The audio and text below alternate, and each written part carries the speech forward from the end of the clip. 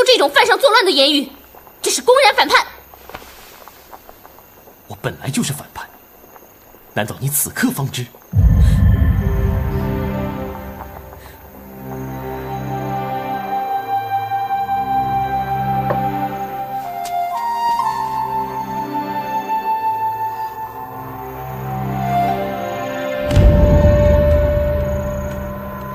我来找你，是跟你聊天谈心，不是跟你吵架打架的。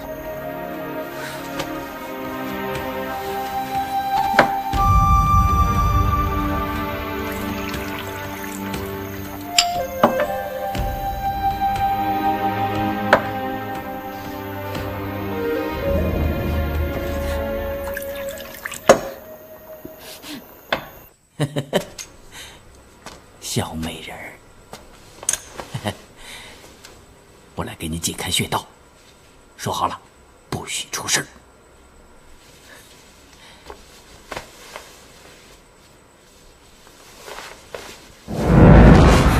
你，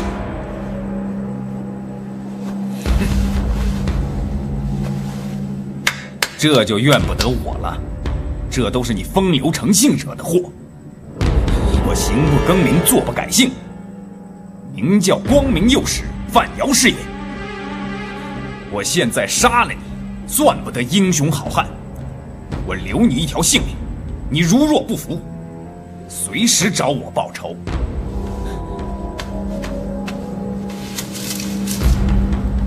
多谢解药了。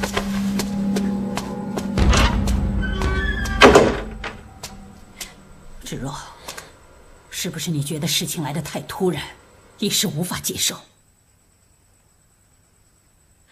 师父，弟子年轻少不经事，再加上入门未久，实在没有能力担当本派掌门的重任。您老人家一定可以脱困的，弟子不准出下！师父，师尊之命，你也敢违抗吗？可是弟子实在是做不来，弟子。芷若，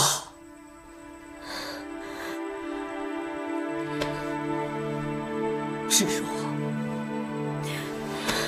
芷若，我所以决定要你继承掌门，而不传给你的众位师姐，并非师父偏心，那是因为峨眉派的掌门要有卓绝的武功，方能自立于武林群雄之间。弟子的武功平庸，及不上众位师姐。他们的成就有限，武功已经到了瓶颈，这是天资所关，而不是人力所能强求的。你可不同，你虽然现在不及他们，但是来日不可限量。不可限量。对，不可限量，就这4个字。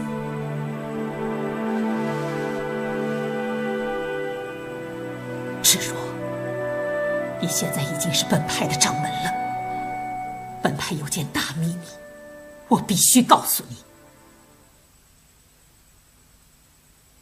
你可知道屠龙刀和倚天剑的来历？弟子不知。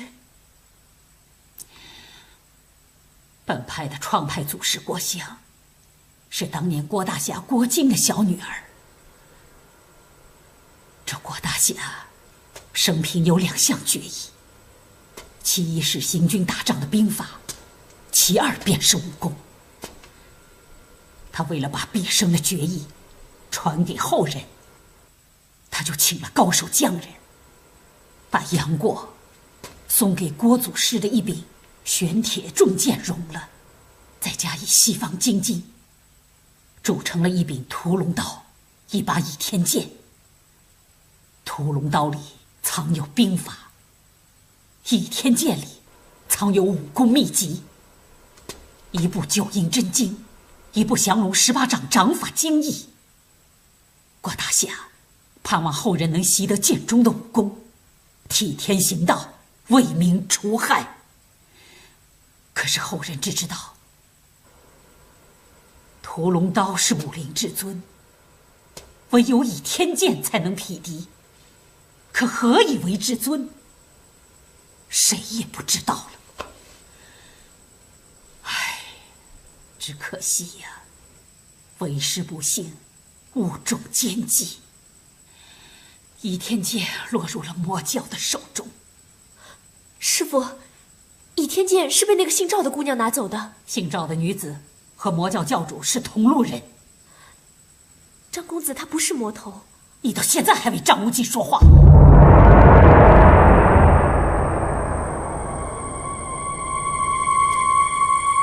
为师要你接任掌门，实有深意。我堂堂一派之尊，落入奸人手中，受尽了屈辱。我一世英名付之流水，我愧对峨眉的先祖啊！我志坚义决，我绝不胜出此塔。师傅，你不能！你听我把话说完。姓张的魔教主对你心存歹意，但是他绝不会加害于你。我要你和他虚与委蛇，趁机夺回倚天剑。那屠龙刀现在还在谢逊手中，多少年来，许多人对他威逼利诱，他都不肯说出谢逊的所在。但是天底下有一人能让他去取得这屠龙刀，这个人就是你。师傅，我不能。要是不从师命，那你就是欺师灭祖。师傅，你说的话我都听，让我做什么事我都做，唯独让我加害张无忌，我不能。你是不是真的喜欢张无忌？你到现在还不跟我说实话？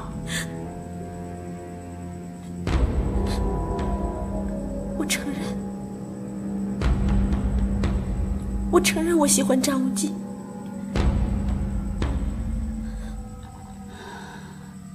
师傅，张无忌他心地善良，从来没有想算计过我，只有一直帮我助我。如果你一定要我加害张无忌，弟子宁愿一死以谢师恩，弟子叩谢师父养育教诲之恩。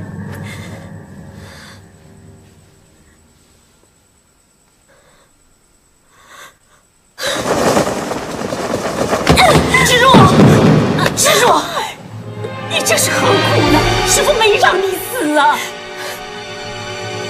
弟子不愿意违背师父的意愿，又不想伤害张无忌，弟子唯有……好了好了，不说了。我到今天才认清你，你平时乖巧听话、柔顺温和，没想到你内心是如此的刚烈。师父，好了。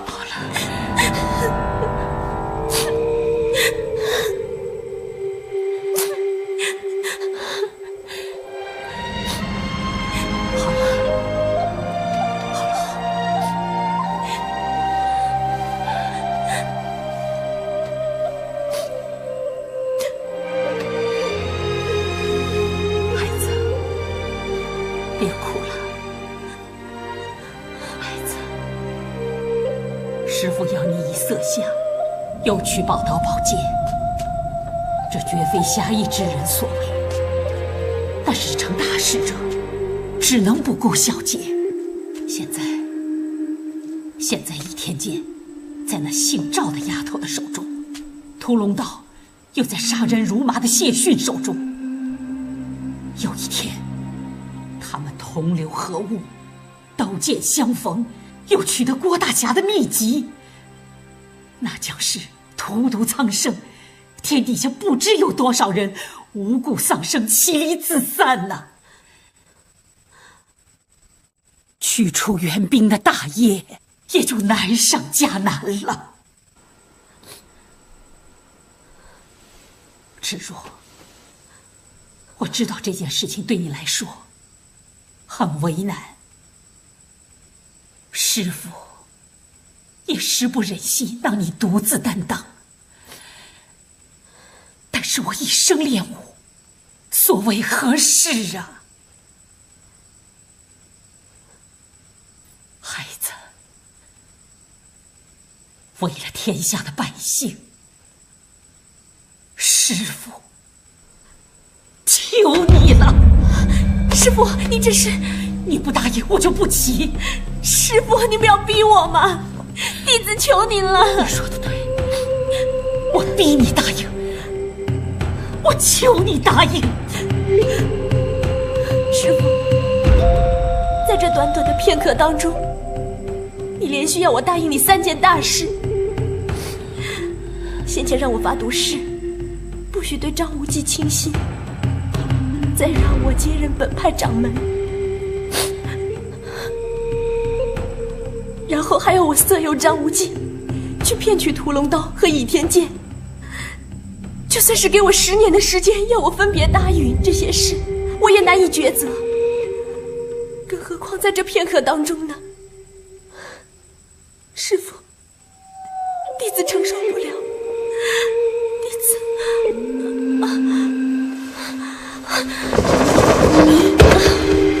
芷若，芷若，您说是哪一件？那件，陆先生住的，他是郡主眼下的红人，小的不敢擅闯。哼！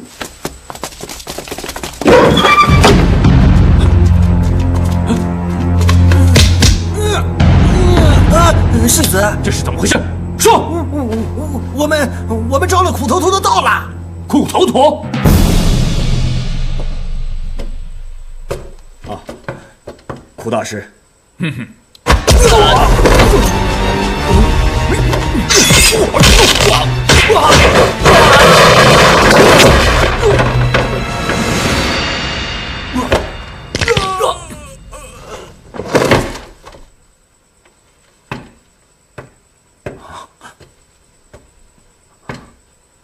是赵敏那丫头要你来杀我们的。请恕，爹，退下。我想苦头陀大师隔壁守卫，对我来讲不会有什么恶意吧？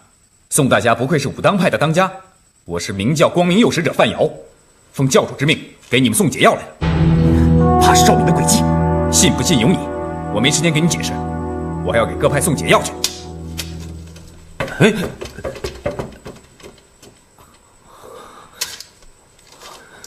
季叔，这万一是毒药呢？管他解药毒药，反正我们在这儿生不如死，解药便好。如果是毒药，早死早超生。对，服药来。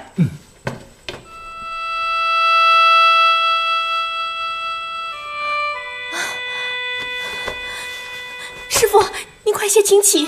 不接受我的请托，我就不起。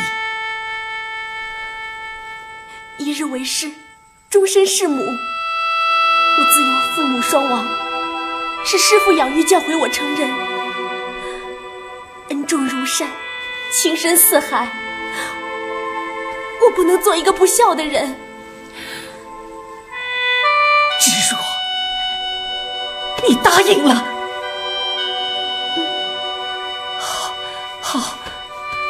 好，孩子，起来。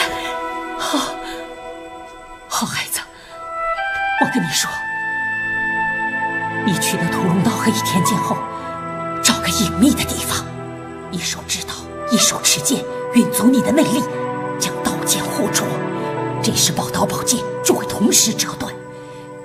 你即可取出藏在刀身和剑刃中的秘籍，这是取出秘籍的唯一的法门。此时那宝刀宝剑也就从此毁了。你记住了吗？也许你心里在疑惑，这屠龙刀和倚天剑流传了100年，难道就没有人能渗透他其中的秘密吗？这人的心态，得到如此锋利的宝刀宝剑，绝对不舍得损毁。这就是我们峨眉派最大的秘密，只有峨眉派的掌门一代传一代。至若我要你接任掌门的用意，也是在此的。记住，你取得兵法之后，要慎重挑选一个心地仁善、赤诚为国的志士，将兵书传授于他，要他发誓驱除胡虏。至于武功秘籍，你就得自练。这降龙18掌是纯阳刚之法，你练之不移，你可以在九阴真经中练得真法。师父一生有2大心愿，一是驱除援兵，光复汉家的山河；其二是要峨眉派的武功领袖群伦，盖过少林和武当，成为中原的第1大门派。这2件事说来甚难，但是现在有一条明路，只要你按照师父的尊嘱，将能一一成就。那时候，师父在9泉之下，也要对你感激涕零啊！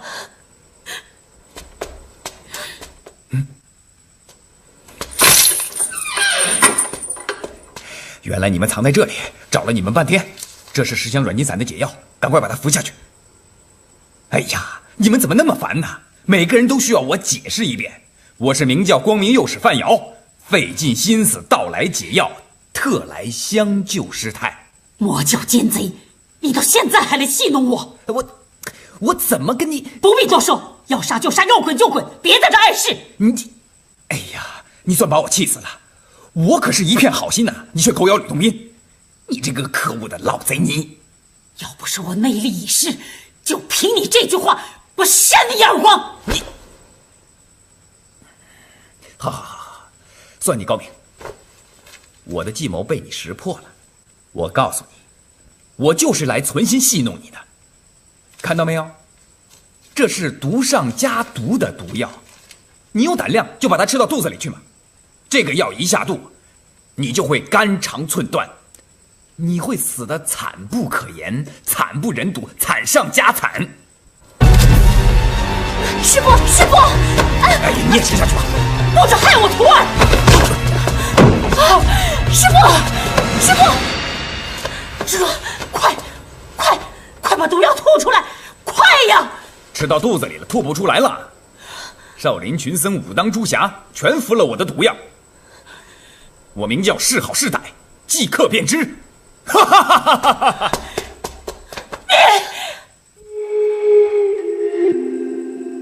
天亡我峨眉！天亡我峨眉！师父，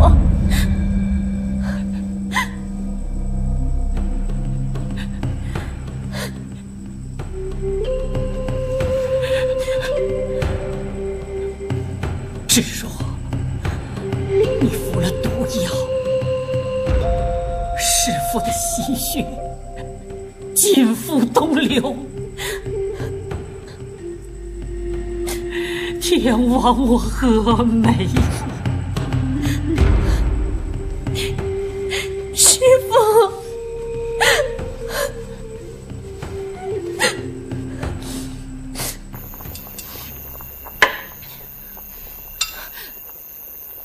哎，你别再喝了，再喝你就醉了。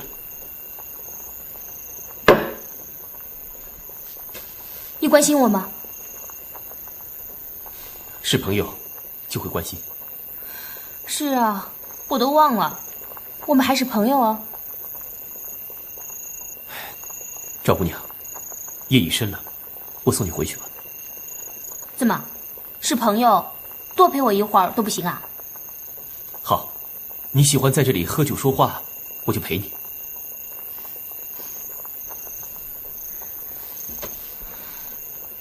怎么，我愿陪你还不够？不会啊，我很高兴。那你叹什么气？有时候我自个儿在想，如果我不是蒙古人，也不是什么郡主，就像周姑娘那样，是个平民家的汉人姑娘，你或许会对我好一点哦。张公子，你说是我美，还是周姑娘美啊？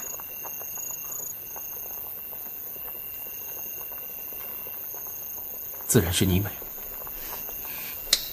说的是真心话。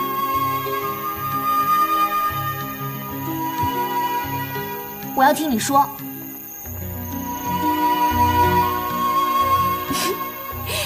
不逗你了。张公子，你喜不喜欢见到我？如果我时时邀你到这儿来喝酒聊天，你来不来？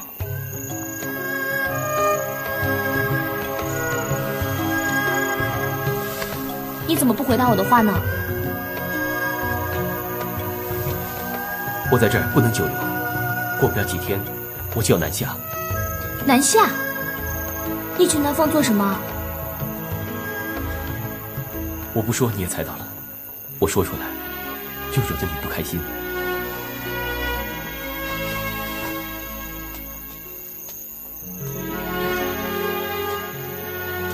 你答应过我，要给我做3件事，没忘了吧？不敢忘，请姑娘记行示下，我尽力去做。现在，我要你答应我做第1件事，我要你陪我去取那柄屠龙刀。怎么，你不肯？屠龙刀在我义父手上，江湖上众所周知，也不用瞒他。张公子，我不是要你违背什么侠义之道，这事你办得到的。不瞒你说，那屠龙刀是我义父金毛狮王之物，我岂能背叛义父取刀给你？哎呀，我又不是要你去偷去抢去拐去骗，我更不要占为己有，我只不过要你去向你义父借来，给我把玩1个时辰就还给他。你们是义父义子，你找他借，他总不会不肯吧？更何况我又不是拿这把刀去谋财害命，这没有违背你的侠义之道吧？其实那把屠龙刀虽然名闻江湖，可其实也没什么看头，它不过是比较沉重些，比较锋利一点。不对，江湖上说武林至尊，宝刀屠龙，号令天下，莫敢不从，一天不出，谁与争锋？这倚天剑已在我手中，我定要看看那屠龙刀生的是什么模样。张公子，你若不放心，你可以在我身边，我若有2心，你尽管动手。凭你的本事，我肯定占不了这把屠龙刀的吧？怎么样嘛？你让我想想，照你严明借刀看1个时辰，虽然难保他没有什么诡计，可是我全神防备，谅他也不能将屠龙刀夺去。只是义父曾说，屠龙刀之中藏着一件武功绝学的大秘密，义父双眼未瞎之时已得宝刀，以他的聪明才智，始终参详不出。这赵姑娘在短短1个时辰之中，岂能有所作为？何况我和义父一别10年，说不定他在孤岛之上已参透了宝刀的秘密。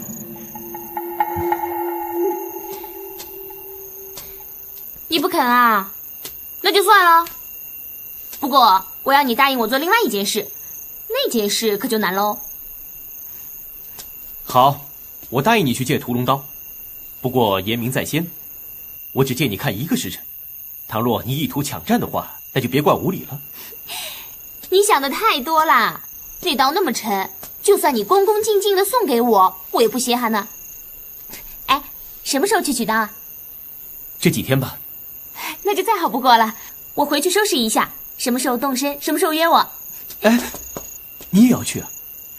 那当然了，你想想看，你义父在什么海外孤岛上，又不肯回中原，到时候难道你万里迢迢的去取刀，给我把玩1个时辰，再万里迢迢的送回去？没道理，天下没这个道理啊。你说的不错，这北海波涛险恶，能否找到冰火岛已十分渺茫。再说，如果要来回3次又不出岔子，我肯定也没这个把握。我义父在岛上一住20年，我不知道他肯不肯以垂暮之年重归中土。这么说，你答应带我去？赵姑娘，汪洋大海，风波无情，你何必去冒这个险？你能冒险，我为什么不能？那你爹愿意放你去吗？爹叫我统帅江湖群豪，这几年我跑遍了大江南北，他从来没有管过我。汝阳王要他统帅江湖群豪，对呀，我此去冰火岛迎接义父，不知何年何月才能归返。倘若他趁我不在，大举对付本教，那倒是不可不防。他和我同往，相信他的手下定有所顾忌，那我可就免了后顾之忧啊。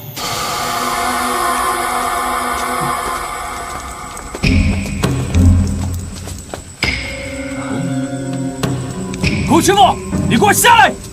参见世子，我不下去。你们人多，要我自投罗网啊！这种吃亏的事儿我不干。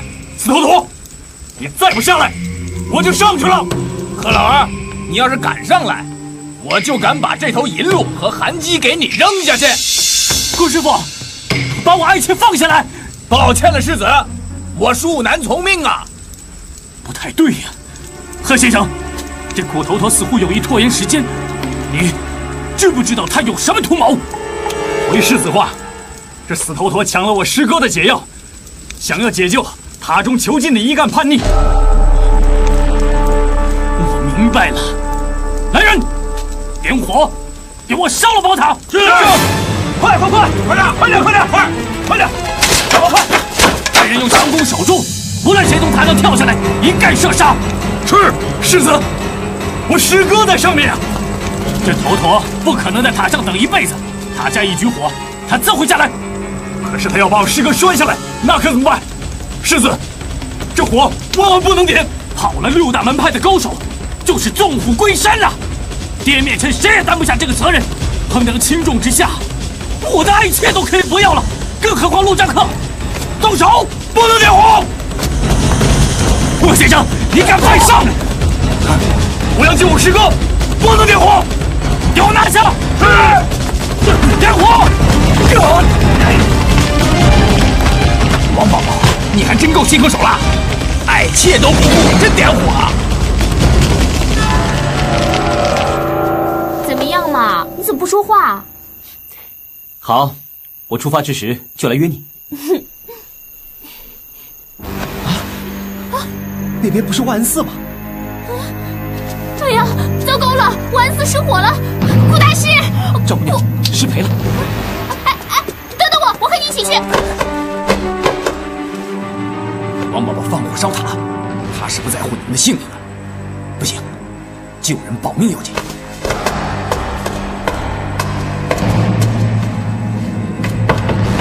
堵解了吗？差不多了，援兵放火烧塔了，赶快走，快走，快走，快走，快走，快点！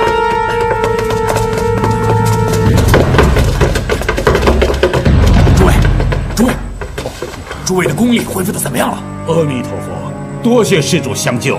是啊，刚才你赐解药的时候，我们大家都错怪你了，真是不应该啊！何太冲再次道歉。我是贯彻教主的命令，王宝宝放火烧塔，火势马上就要控制不住了。咱们得赶快想办法，看看怎么出去啊！是。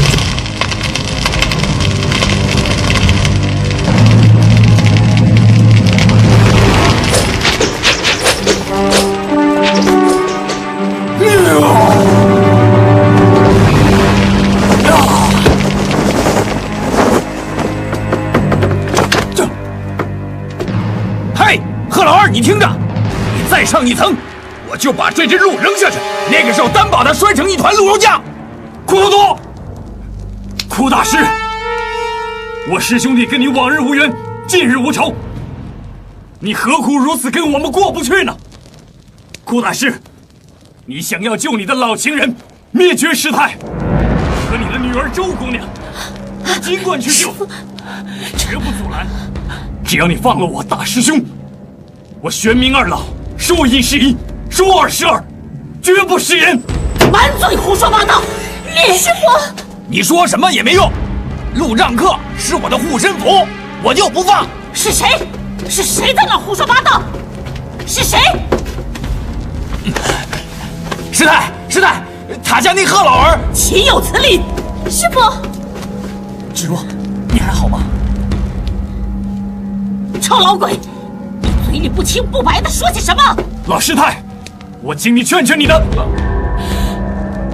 老朋友，先放了我师兄，我可以担保你一家3口平安的离开。什么一家3口？你把话给我说清楚！师太，贺老儿的意思是说你我是老情人，你的徒弟周芷若是咱们的私生女，她如侮辱我不打紧，反正我老脸皮厚。可您不同啊，您是一代宗师，一生清明啊！你闭嘴！贺老鬼，你上来，老尼掌声跟你说话。不是我信口开河，是苦。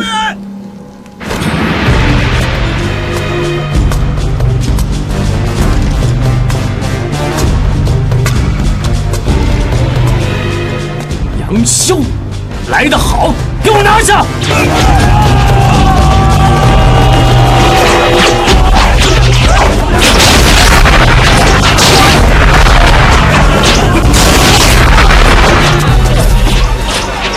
中箭！王宝宝！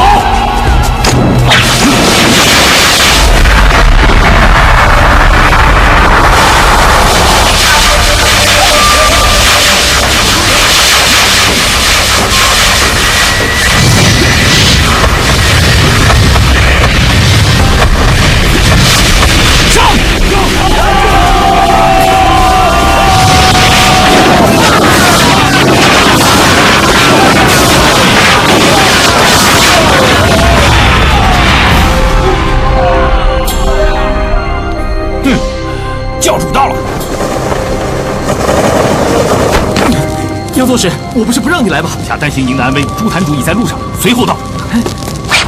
明教叛逆来得好，来一个杀一个，来2个杀一双。范右使，你那边怎么样啊？不妙啊，上下不得啊！教主，我不是跳下塔摔死，就是被火烧死啊！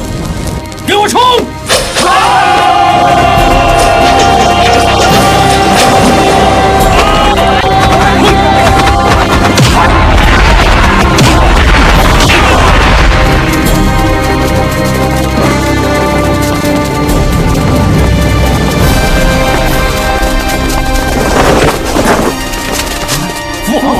你们跟我去汝阳王府放火啊！教主他，只要汝阳王府失火，王宝宝一定会带人马往回撤，保护汝阳王的安全要紧。我这是调虎离山、釜底抽薪之计。你且听父王安排，走。贺老鬼，你上来，上来！师太，这都什么节骨眼了，你还在跟那个贺老儿打口水仗？我灭绝一生清清白白，我不允许他当着各门各派耆老面前无中生有的羞辱我。哎呀，这种时候连性命都快没有了，还顾什么面子？我已经抱着一死之心，不能在临死之前名誉扫地。你给我上来！随你吧。贺老鬼，你给我上来！上来！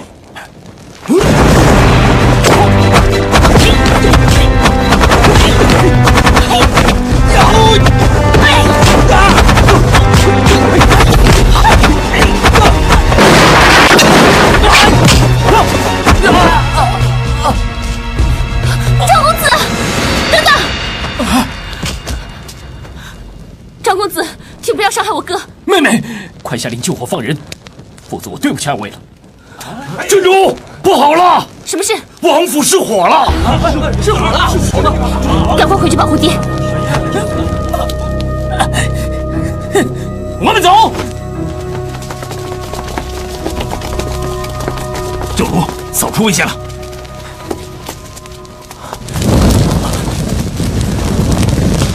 塔上的各位前辈，请注意跳下来，在下在这里接着。开什么玩笑！啊，这塔高最少有10余丈，人跳下去是何等的力道啊！张无忌就算有天大的本领，他也接不住呀。是啊，开什么玩笑！我们的功力还没有恢复，跳下去准死无疑，千万跳不得，不要上了张无忌这小子的当啊！没错，他一定要骗咱们，摔个粉身碎骨，好报光明顶之仇啊！呸！亏你们这些人还自称名门正派，以小人之心夺君子之腹。我们教主有些害你们，干嘛要我送解药给你们？早知道这样，干脆毒死你们！哼！我们宁为见蛇，也不向魔教低头。对，好，我看你们有多硬的骨气。各位前辈，烟火弥漫，再不跳，势必尽数葬身火窟了。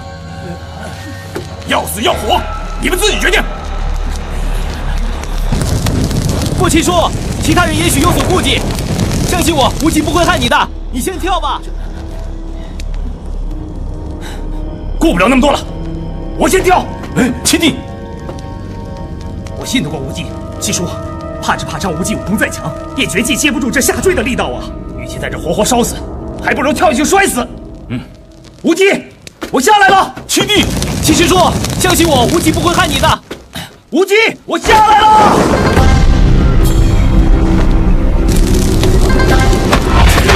大魔影，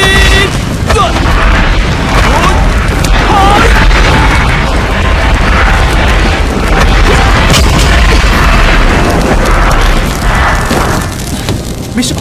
没事。大师兄，无忌用乾坤大挪移把我接住了，你们快跳下来吧！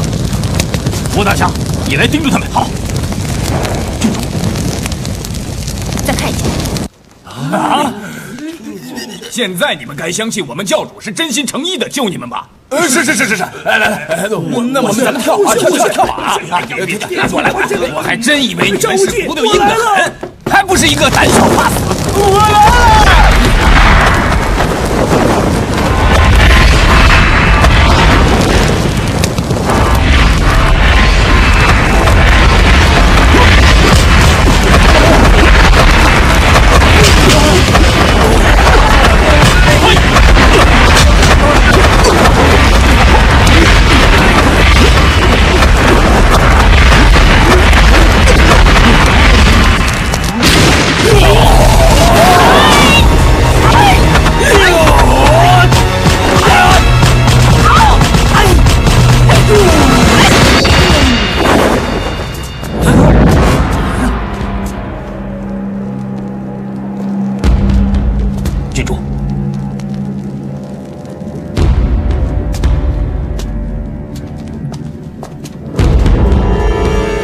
不远送。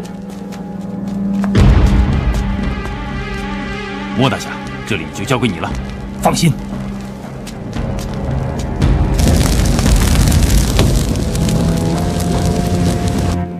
宋大侠，秦叔，快跳啊！芷若，你跳吧。芷若，火已经烧上来了，我来救。我要等我师傅。芷若，静玄，我们跳。嘿，芷若妹妹，你等师傅，我先下去了啊。宋大侠，请快一点。秦叔，快跳啊！爹，你先跳吧，我要等芷若。宋公子，你不要多说了，我会陪你的，一直陪到你安全为止。宋大侠，我们先跳了。哎呀，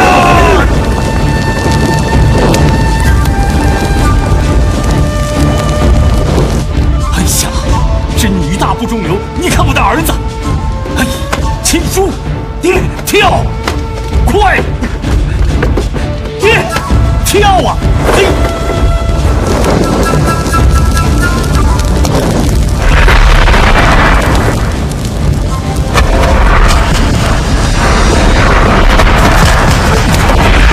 大师兄，没事。芷若，芷若，秦叔，不要影响无忌救人。芷若，快下来啊！芷若，周姑娘，赶快跳下去吧，火都烧到眉毛了，再不跳就来不及了。我要等我师傅。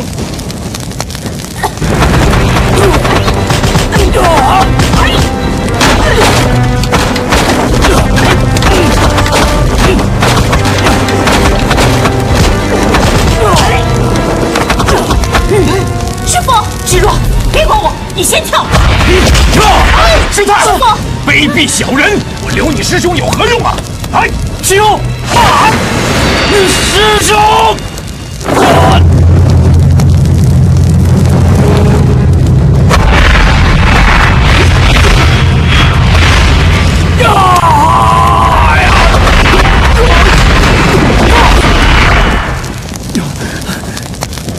多谢教主相救，吃我一掌！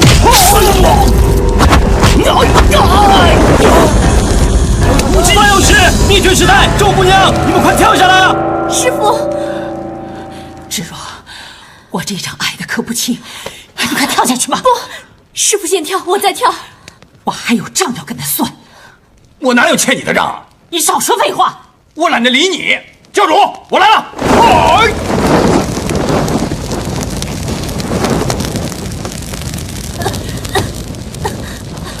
芷若，我们下去。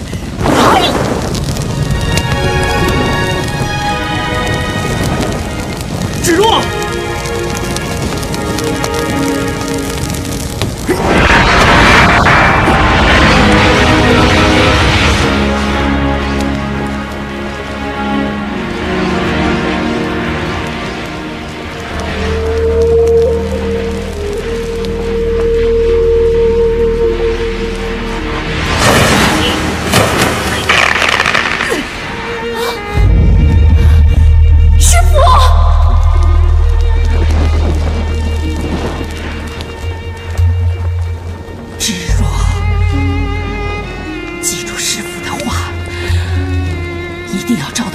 和屠龙刀光大峨眉。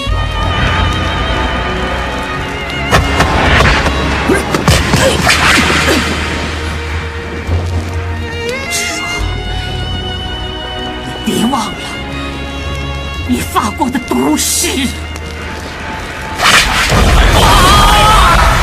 师太！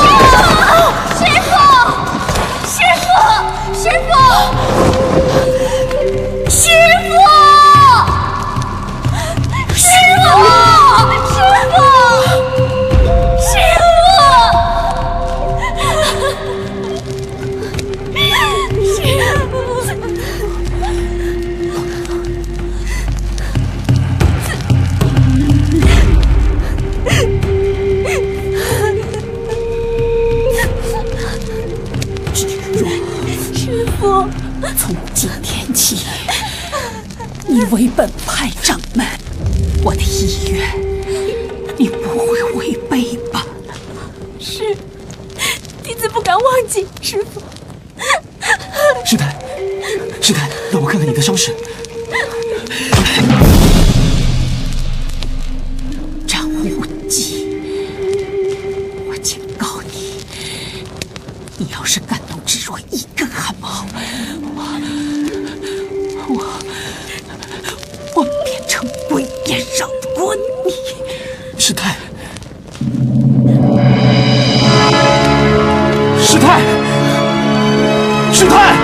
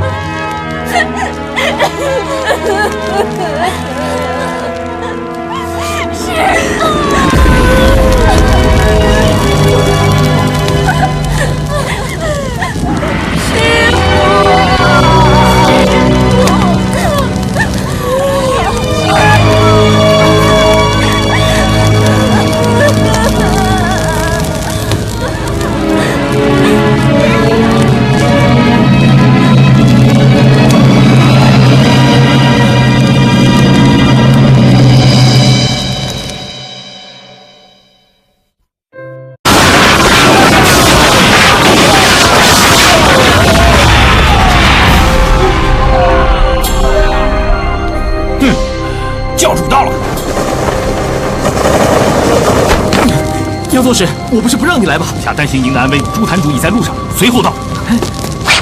明教叛逆来得好，来一个杀一个，来2个杀一双。范右使，你那边怎么样啊？不妙啊，上下不得啊！教主，我们不是跳下塔摔死，就是被火烧死啊！给我冲！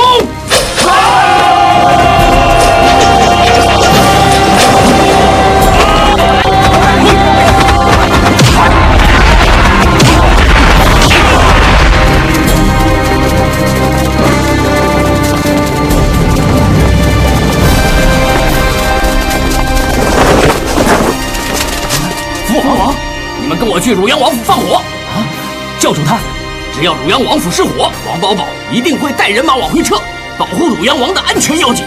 我这是调虎离山、釜底抽薪之计。你且听父王安排，走！贺老鬼，你上来，上来！师太，这都什么节骨眼了，你还在跟那个贺老二打口水仗？我灭绝一生清清白白，我不允许他当着各门各派耆老面前无中生有的羞辱我。哎呀，这种时候连性命都快没有了，还顾什么面子？我已经抱着一死之心，不能在临死之前名誉扫地。你给我上来！随你吧。贺老鬼，你给我上来！上来！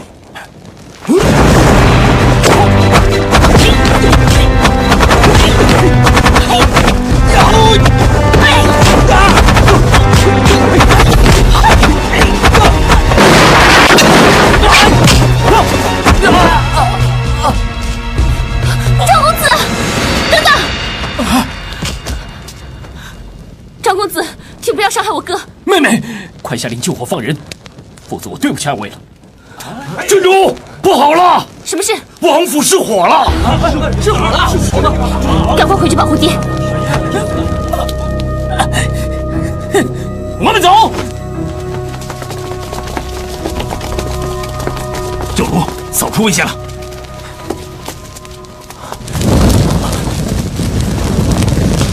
塔上的各位前辈，请注意跳下来，在下在这里接着。开什么玩笑！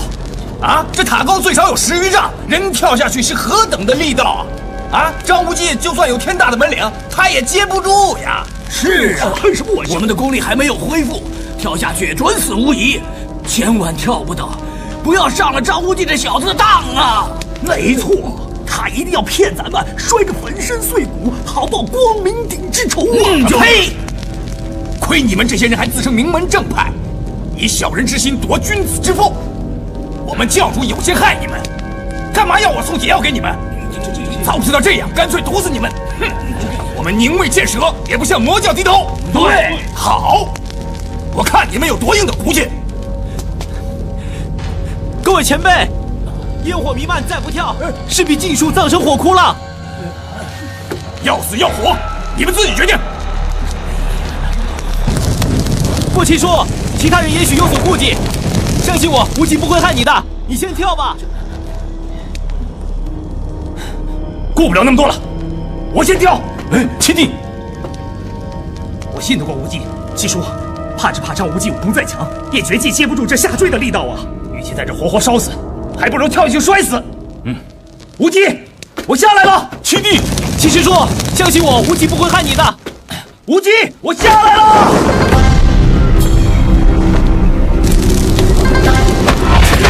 大魔影，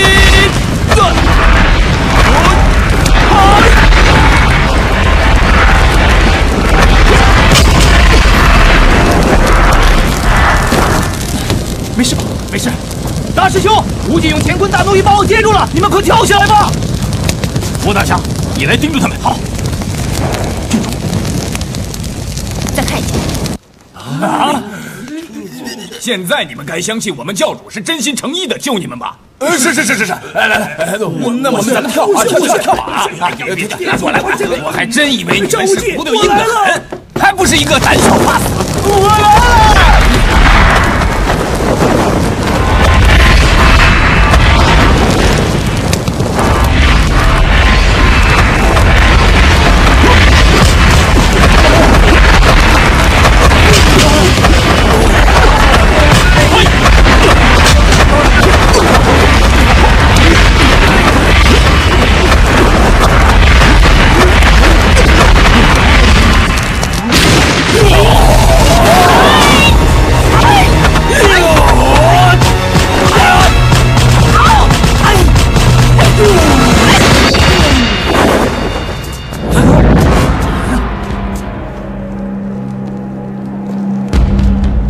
郡主。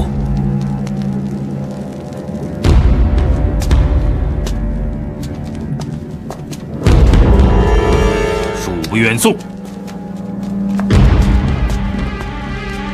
莫大侠，这里就交给你了，放心。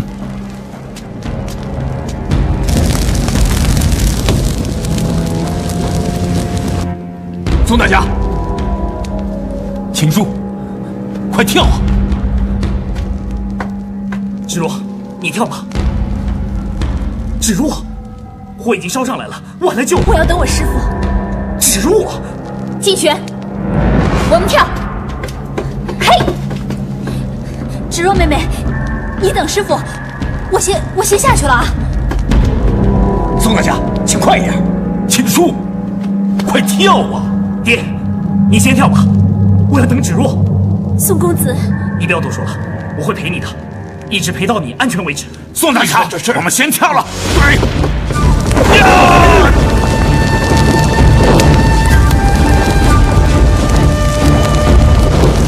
哎呀，真女大不中留！你看我的儿子，哎，秦叔，爹，跳，快，爹，跳啊！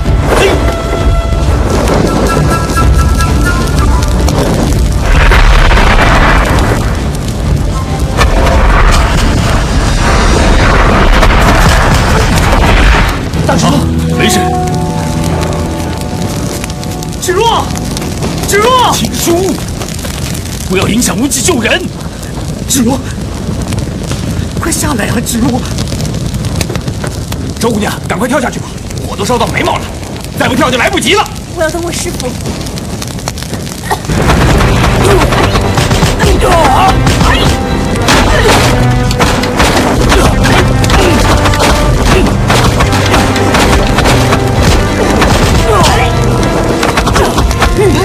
师傅，芷若，别管我，你先跳。师太，师傅，卑鄙小人，我留你师兄有何用啊？哎，师兄，啊！你师兄，滚！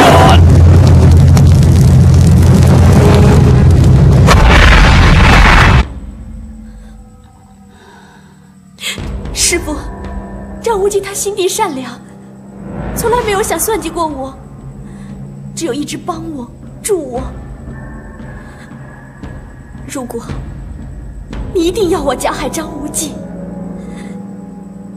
弟子宁愿一死以谢师恩。弟子叩谢师父养育教诲之恩。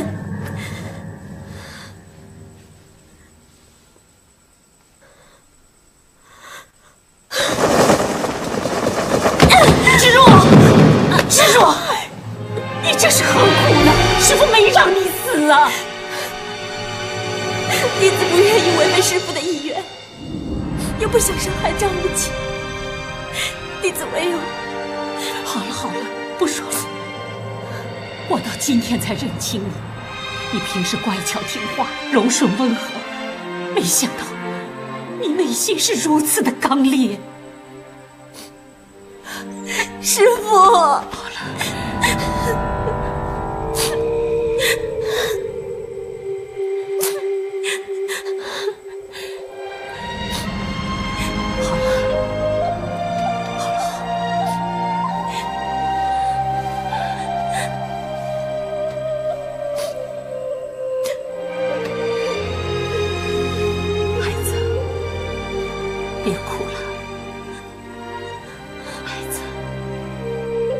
师父要你以色相，又取宝刀宝剑，这绝非侠义之人所为。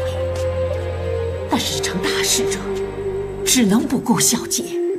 现在倚天剑在那姓赵的丫头的手中，屠龙刀又在杀人如麻的谢逊手中。有一天，他们同流合污，刀剑相逢，又取得郭大侠的秘籍，那将是荼毒苍生，天底下不知有多少人无故丧生，妻离子散呐！去除援兵的大业，也就难上加难了。芷若，我知道这件事情对你来说很为难。师父也实不忍心让你独自担当，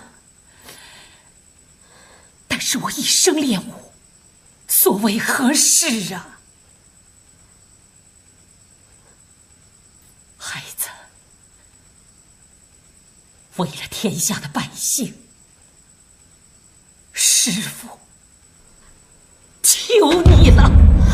师父，你这是……你不答应，我就不骑。师父，你不要逼我嘛！弟子求您了。你说的对，我逼你答应，我求你答应。师父，在这短短的片刻当中，你连续要我答应你3件大事。先前让我发毒誓，不许对张无忌倾心，再让我接任本派掌门，然后还要我色诱张无忌去骗取屠龙刀和倚天剑。就算是给我10年的时间，要我分别答应这些事，我也难以抉择。更何况在这片刻当中呢？师父，弟子承受不了，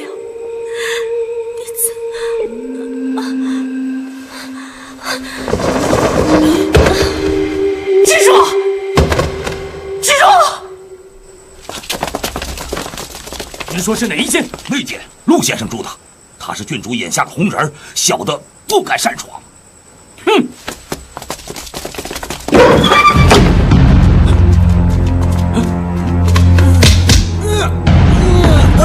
世子，这是怎么回事？说！我们招了苦头头的到了。苦头头？啊，苦大师。哼哼。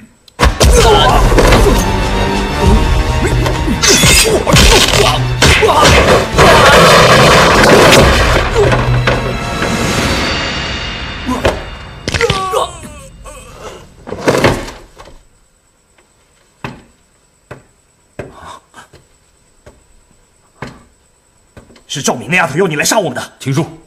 爹，退下。我想苦头陀大师隔壁守卫，对我来讲不会有什么恶意吧？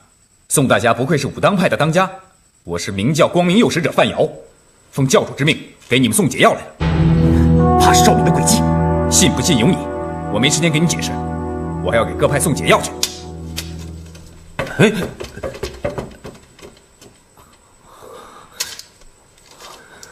季叔，这万一是毒药呢？管他解药毒药，反正我们在这儿生不如死。解药便好，如果是毒药，早死早超生。对，服药来。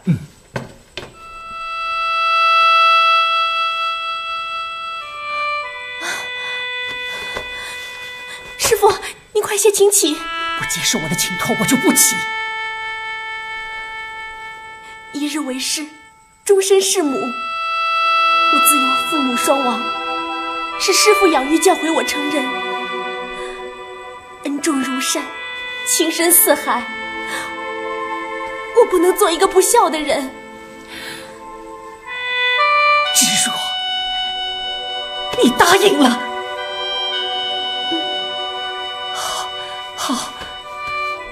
好，孩子，起来。好孩子，我跟你说，你取得屠龙刀和倚天剑后，找个隐秘的地方，一手制刀，一手持剑，运足你的内力，将刀剑互啄，这时宝刀宝剑就会同时折断。你即可取出藏在刀身和剑刃中的秘籍，这是取出秘籍的唯一的法门。此时那宝刀宝剑也就从此毁了。你记住了吗？也许你心里在疑惑，这屠龙刀和倚天剑流传了100年，难道就没有人能渗透它其中的秘密吗？这人的心态，得到如此锋利的宝刀宝剑，绝对不舍得损毁。这就是我们峨眉派最大的秘密，只有峨眉派的掌门一代传一代。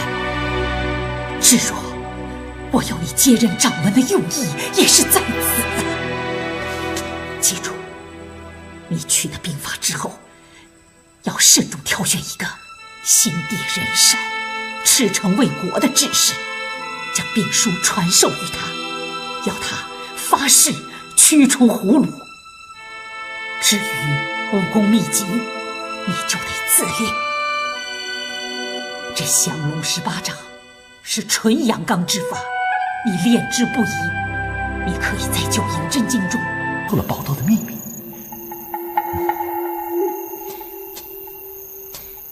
你不肯啊？那就算了。不过我要你答应我做另外一件事，那件事可就难喽。好，我答应你去借屠龙刀，不过严明在先，我只借你看1个时辰。倘若你意图抢占的话，那就别怪无礼了。你想的太多啦，那刀那么沉，就算你恭恭敬敬的送给我，我也不稀罕呢。哎，什么时候去取刀啊？这几天吧。那就再好不过了，我回去收拾一下，什么时候动身，什么时候约我。哎，你也要去啊？那当然了，你想想看，你义父在什么海外孤岛上，又不肯回中原，到时候难道你万里迢迢的去取刀，给我把玩1个时辰，再万里迢迢的送回去？没道理，天下没这个道理啊。你说的不错，这北海波涛险恶，能否找到冰火岛已十分渺茫。再说，如果要来回3次又不出岔子，我肯定也没这个把握。我义父在岛上一住20年，我不知道他肯不肯以垂暮之年重归中土。这么说，你答应带我去？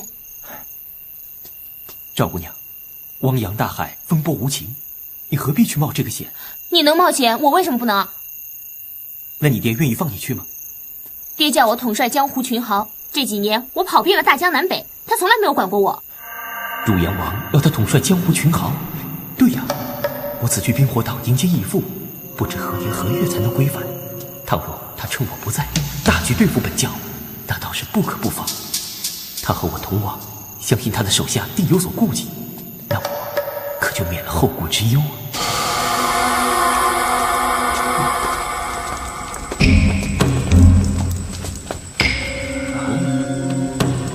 古师傅，你给我下来！参见世子。我不下去，你们人多，要我自投罗网啊！这种吃亏的事儿我不干。死头陀，你再不下来，我就上去了。何老儿，你要是敢上来，我就敢把这头银鹿和韩姬给你扔下去。顾师傅，把我爱妾放下来！抱歉了，世子，我恕难从命啊。不太对呀，贺先生，这苦头陀似乎有意拖延时间，你知不知道他有什么图谋？回世子话，这死头陀抢了我师哥的解药，想要解救塔中囚禁的一干叛逆。我明白了，来人，点火，给我烧了宝塔！是。快点，快点！派人用强弓守住，无论谁从塔上跳下来，一概射杀。是，世子。我师哥在上面啊！这头陀不可能在塔上等一辈子，塔下一举火，他自会下来。可是他要把我师哥拴下来，那可怎么办？世子，这火万万不能点！跑了6大门派的高手，就是纵虎归山啊！爹面前谁也担不下这个责任。衡量轻重之下，我的爱妾都可以不要了，更何况陆战客！动手，不能点火！陆先生，你敢派上！我要救我师哥，不能点火！给我拿下！点火！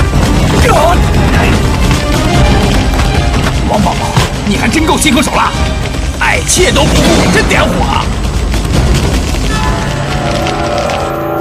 怎么样嘛？你怎么不说话？好，我出发之时就来约你。那边不是万安寺吗？哎呀，糟糕了！万安寺失火了！顾大师，赵姑娘，失陪了。哎，等等我和你一起去。王宝宝放火烧塔，他是不在乎你们的性命啊！不行，救人保命要紧。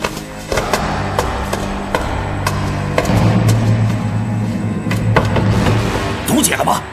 差不多了，援兵放火烧塔了，赶快走，快走，快走，快，快走，快点！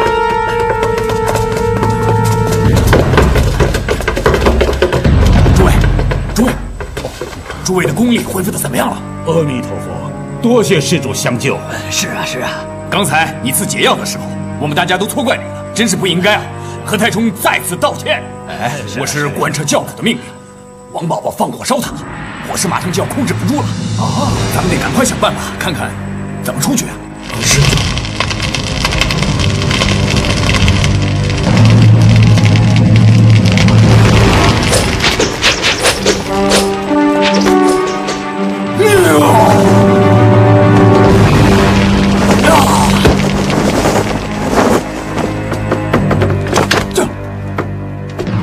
嘿，贺老二，你听着，你再上一层，我就把这只鹿扔下去，那个时候单把它摔成一团鹿肉酱。库都督，库大师，我师兄弟跟你往日无冤，近日无仇，你何苦如此跟我们过不去呢？库大师，你想要救你的老情人，灭绝师太和你的女儿周姑娘，你尽管去救，绝不阻拦。只要你放了我大师兄，我玄冥二老说一是一，说二是二，绝不食言。满嘴胡说八道！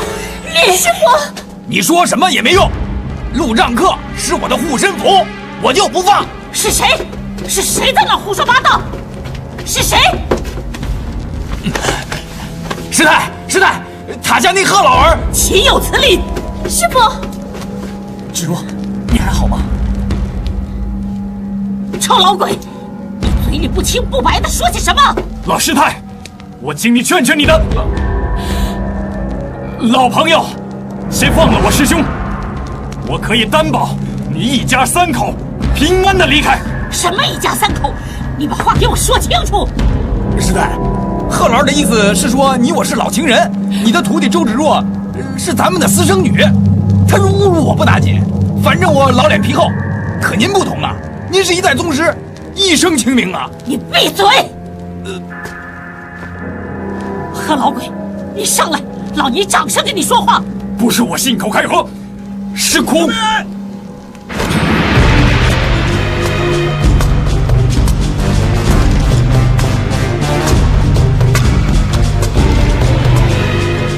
杨修，来得好，给我拿下！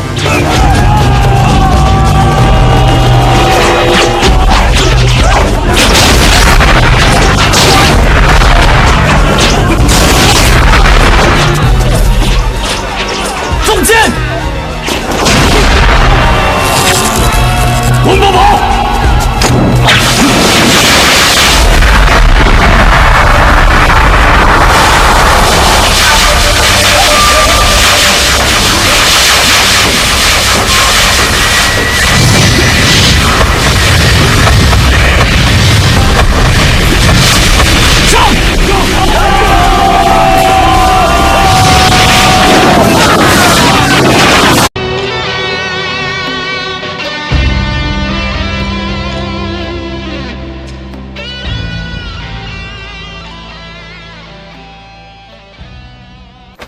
张无忌，你竟说这种犯上作乱的言语，这是公然反叛！我本来就是反叛，难道你此刻方知？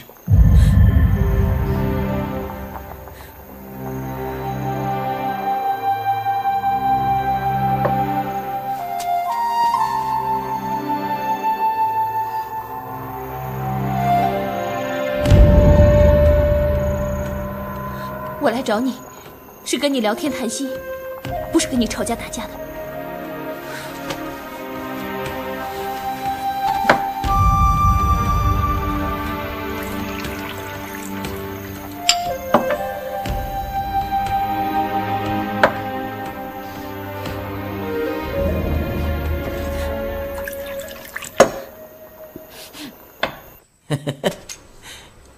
小美人儿。我来给你解开穴道，说好了，不许出事。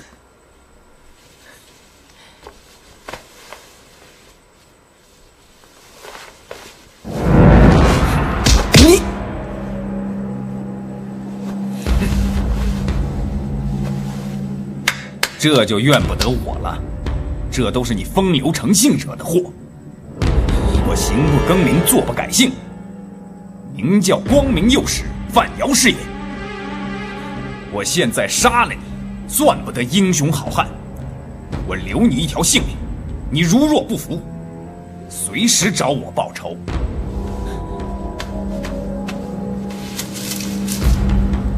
多谢解药了。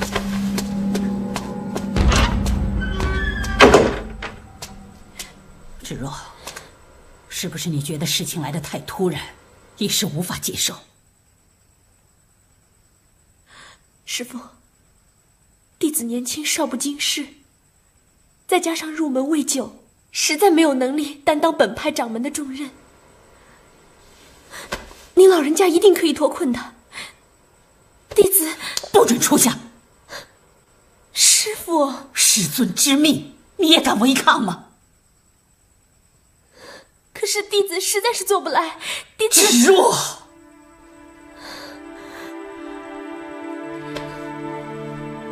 芷若，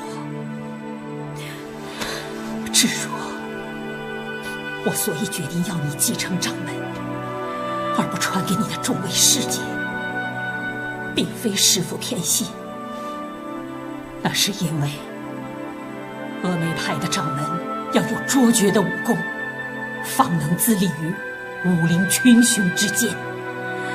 弟子的武功平庸，及不上众位师姐。他们的成就有限，武功已经到了瓶颈，这是天资所关，而不是人力所能强求的。你可不同，你虽然现在不及他们，但是来日不可限量。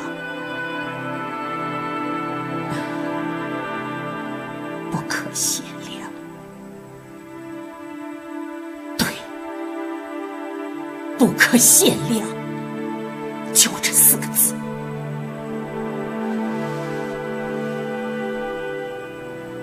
芷若，你现在已经是本派的掌门了，本派有件大秘密，我必须告诉你。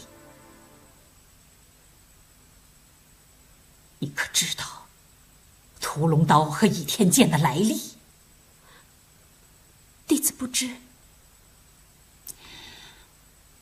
本派的创派祖师郭襄，是当年郭大侠郭靖的小女儿。这郭大侠生平有2项绝艺，其一是行军打仗的兵法，其二便是武功。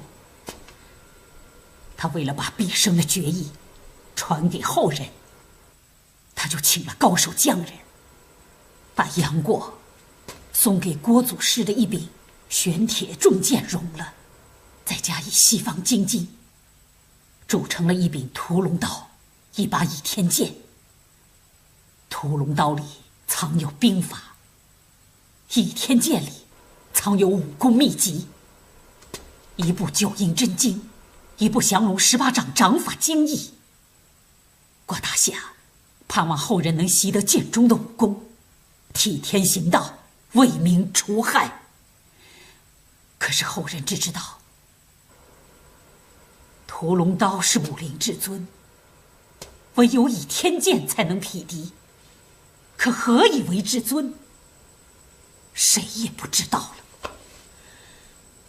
唉，只可惜呀，为师不幸，误中奸计，倚天剑落入了魔教的手中。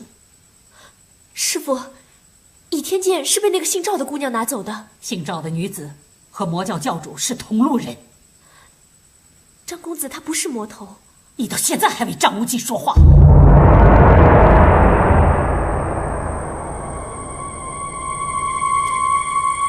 为师要你接任掌门，实有深意。我堂堂一派之尊，落入奸人手中，受尽了屈辱。我一世英名付之流水，我愧对峨眉的先祖啊！我只见一绝，我绝不生出此塔。师父，你不能！你听我把话说完。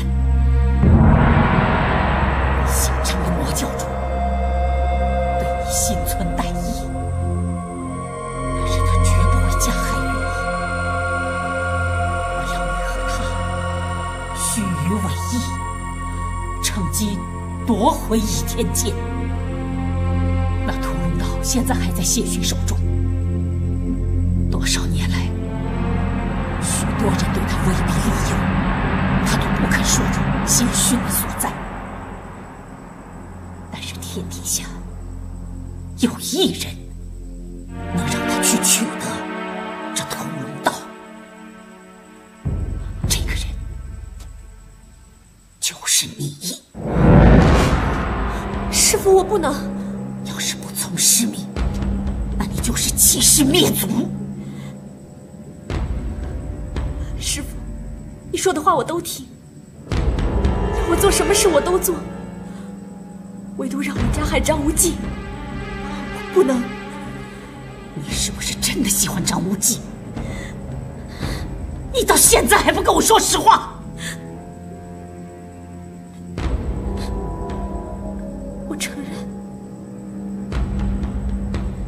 我承认我喜欢张无忌。练得真法。师父一生有2大心愿，一是驱除援兵，光复汉家的山河；其二是要峨眉派的武功领袖群伦，盖过少林和武当，成为中原的第1大门派。这2件事说来甚难，但是现在有一条明路，只要你按照师父的尊嘱，将能一一成就。那时候，师父在9泉之下，也要对你感激涕零啊！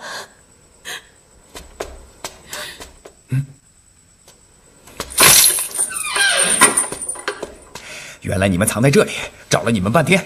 这是10香软筋散的解药，赶快把它服下去。哎呀，你们怎么那么烦呢？每个人都需要我解释一遍。我是明教光明右使范瑶，费尽心思盗来解药，特来相救师太。魔教奸贼，你到现在还来戏弄我？我怎么跟你？不必多说，要杀就杀，要滚就滚，别在这碍事。哎呀，你算把我气死了。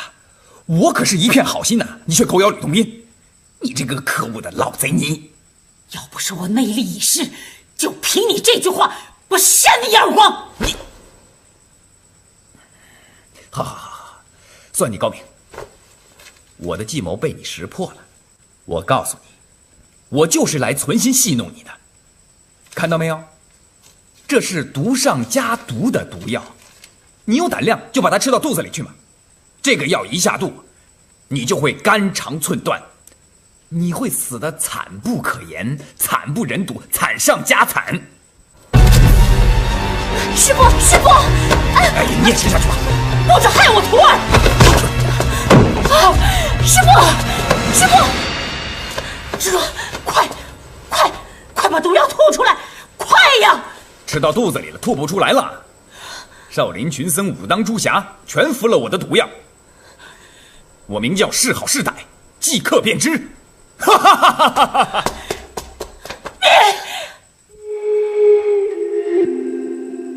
天亡我峨眉！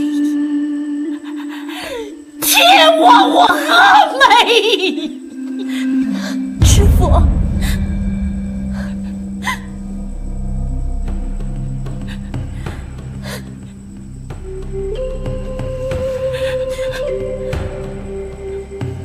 师叔，你服了毒药，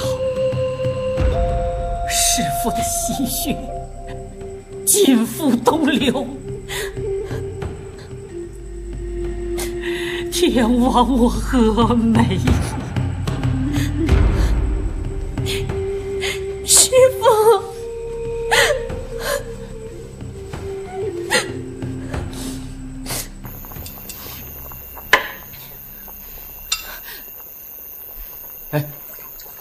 你别再喝了，再喝你就醉了。你关心我吗？是朋友，就会关心。是啊，我都忘了，我们还是朋友哦。赵姑娘，夜已深了，我送你回去吧。怎么，是朋友，多陪我一会儿都不行啊？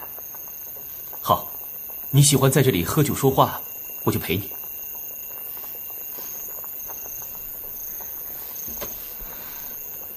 怎么，我愿陪你还不够？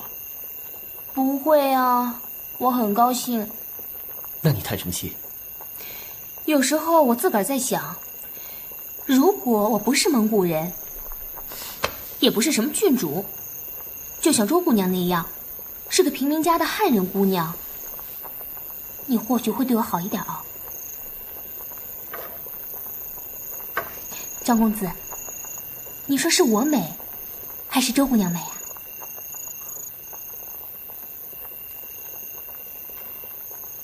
自然是你美。说的是真心话。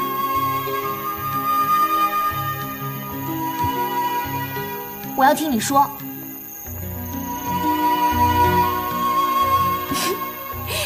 不逗你了。张公子，你喜不喜欢见到我？如果我时时邀你到这儿来喝酒聊天，你来不来？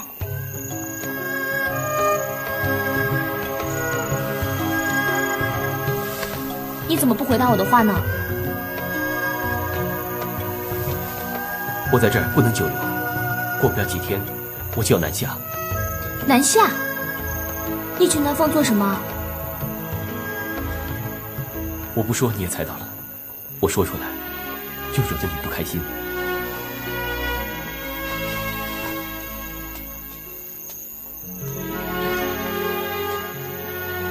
你答应过我，要给我做3件事，没忘了吧？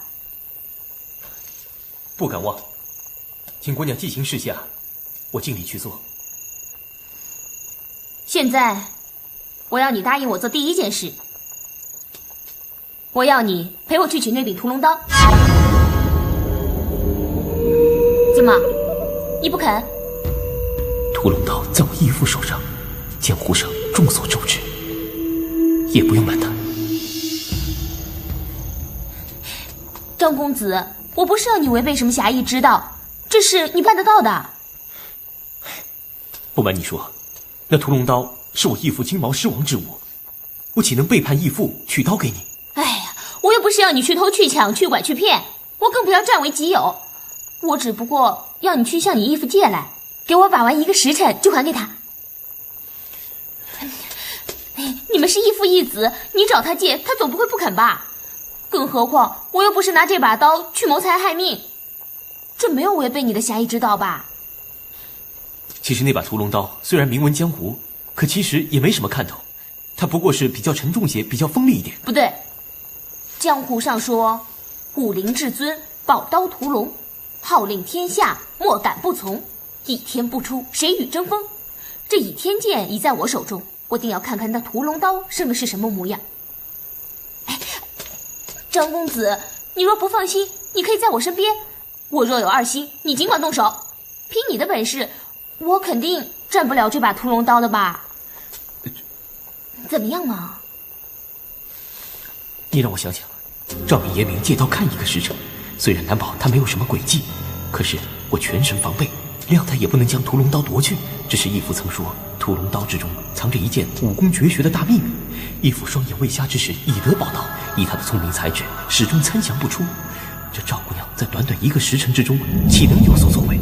何况我和义父一别10年，说不定他在孤岛之上已参透